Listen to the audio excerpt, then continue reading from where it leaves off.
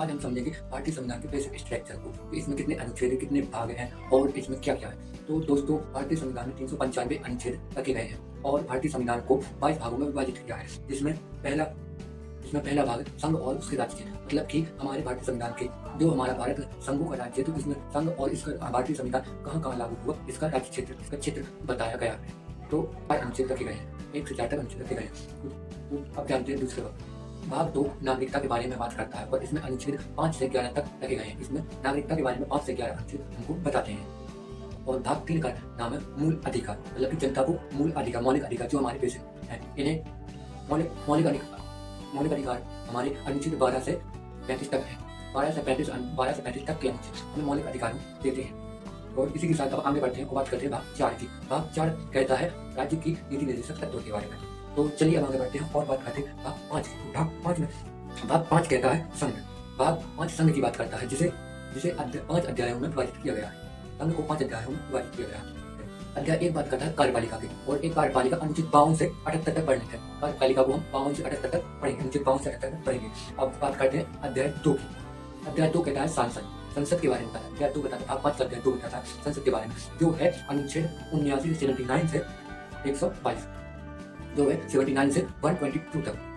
भाग 5 का अध्याय 3 कहता है राष्ट्रपति की विधायी शक्तियां, जिसे वर्णित किया गया है 123 में। अब बात करते हैं भाग 5 के अध्याय 4 के बारे में। तो भाग 5 का अध्याय 4 क्या कहता है? संघ की न्यायपालिका, इसे वर्णित किया गया है अनुच्छेद 124 से 147 तक, वर्णित किया गया है अनुच्छेद 124 से 147 तक।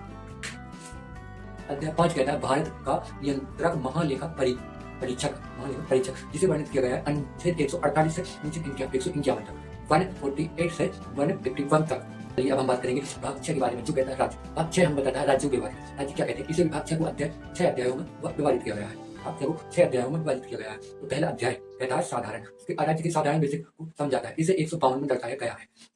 और अध्याय 2 कार्यपालिका के बारे में बात करता है कि कार्यपालिका कैसे चलती है, किस प्रकार से बनती है, इसमें किस प्रकार से सदस्यों का गठन किया जाता है। और इसे अनुच्छेद 153 से 167 तक वर्णित किया गया है। इस अनुच्छेद 153 से 167 में कार्यपालिका का वर्णन किया गया है। और अध्याय 3 में राज्य के विधानमंडल के बारे में बताया गया है। राज्य के विधानमंडल को 168 से 212 तक दिखाया गया है। 212 तक 168 से 212 तक अनुच्छेद बात करता है राज्य के विधानमंडल के बारे में।